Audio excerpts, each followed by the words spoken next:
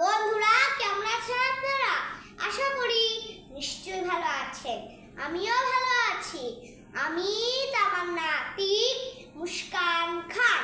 আমার একটি YouTube channel আছে তামান্না জুনিয়র ক্লাস এবং আমার একটি পেজ আছে মুস্কান খান একাডেমি। আপনারা সার্চ দিয়ে দেখবেন, ঠিক আছে? তাহলে আজকে আমরা শিখব unit 23 metals and minerals part 11 number ধাতু ও খনিজ দ্রব্য। পার্ট 11 নাম্বারে কি বলেছে? ধাতু। ধাতু এটার ইংরেজি হলো মেটাল। মেটাল মেটাল অর্থ ধাতু, ঠিক আছে? এরপর আছে অভ্র। অভ্র এটার ইংরেজি হলো মাইকা। মাইকা অর্থ অভ্র, ঠিক আছে? এরপর আছে খনি। খনি ইটস মাইন। মাইন মাইন অর্থ খনি, ঠিক আছে? মাইন অর্থ খনি। তো ফ্রেন্ড, আমরা তো পড়লাম, তাই তো? এবং আপনারা পৃথিবীর যেখানেই আছেন, ছোট বড় সকলেই আমার এই ক্লাসটিকে দেখবেন। এবং আপনারা যারা যারা গেছেন, তারা যদি বাংলাদেশ থেকে বিদেশে যারা যান, তারা তো খালি বাংলা জানেন, তারা তো কোনো ইংলিশ জানেন না।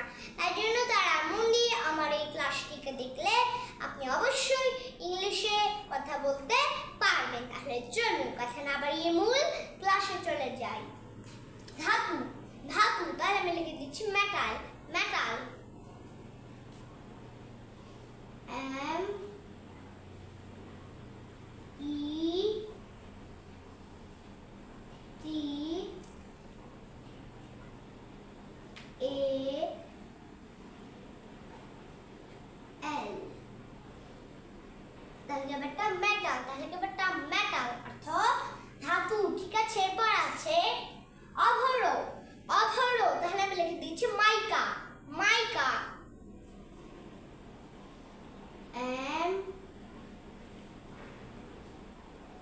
I C A।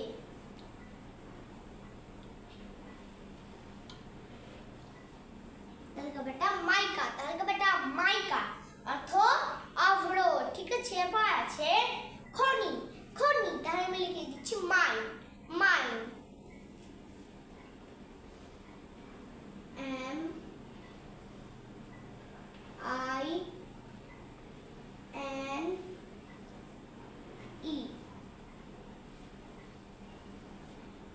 তাহলে বেটা মাইন। তাহলে বেটা মাইন অর্থ খনি, ঠিক আছে? তো ফ্রেন্ড, তাহলে চলুন আজকে আমরা কি কি শব্দ জেনে নিলাম একটু পড়ে নিই।